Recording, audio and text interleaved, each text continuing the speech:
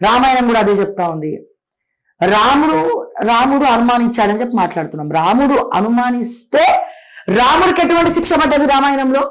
రాముణ్ణి సీతని అడవిలో వదిలేసినటువంటి రాముడు సంతోషంగా ఉన్నాడా? అందుకేరా మీ భార్యలని అనుమానించకండి అని చెప్పి రామాయణం చెప్తోంది. ఇది మనం రామాయణ మహాభారతాల గురించి నేర్చుకోవాల్సినటువంటిది.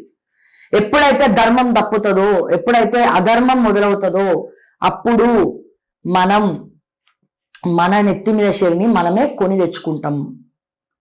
ఎప్పుడైతే నువ్వు ఇష్టం వచ్చినట్టు ద్రౌపది రేపయింది, ఆ సీతను రావణాసుడు ఎత్తుకపోయాడు, ఇప్పుడు చెప్తున్నావు నువ్వు క్షమాపణ, శివాజీకి క్షమాపణ చెప్పుకుంటా నువ్వు మళ్ళీ అందరూ మాట్లాడేసరికి సోషల్ మీడియాలో అందరు నిన్ను తిట్టేసరికి నీ ఛానల్ అన్సబ్స్క్రైబ్ చేసేసరికి నువ్వు మాట్లాడుతున్నావు, హిందువుల గురించి మాట్లాడుతున్నావు.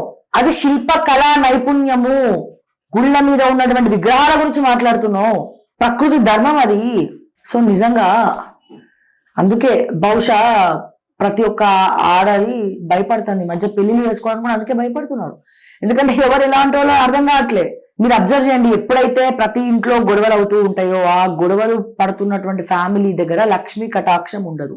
ఎక్కడైతే ఒక స్త్రీని ఒక ఈక్వల్ ప్రయారిటీతో సరి సమానంగా చూసుకుంటారో అక్కడ సంపద అనేది, అష్టలక్ష్ముల సంపద అనేది కొలువు తీరుతుంది. భార్యని ఎంత గౌరవిస్తే. చాలా మంది మాట్లాడతారు చరిత్రలో భార్యల్ని చాలా హీనంగా చూసినారు, ఆడవాళ్ళని చాలా హీనంగా చూసినారు అని చెప్పి. ఎవరు చెప్పారండి? ఆడపిల్లలు ఇంటికి పుడితే లక్ష్మి కళ. అది భార్యకి చెప్పండి. అప్పటి మగవాళ్ళు భార్య అభిప్రాయం తెలుసుకోండి ఏం చేయకపోతుండే. నిజంగా ఒక ఈక్వాలిటీ అనేది భార్యకి ఇవ్వకపోతే సత్యభామని శ్రీకృష్ణుడు యుద్ధానికి ఎందుకు తీసుకుపోయినాడు? నరకాసుని సత్యభామతోటే ఎందుకు వధించినాడు? సత్యభామకి యుద్ధానికి వెళ్ళడం ఇష్టం, యుద్ధం చేసింది. అప్పట్లో ఆడవాళ్ళందరూ యుద్ధానికి వెళ్ళారు.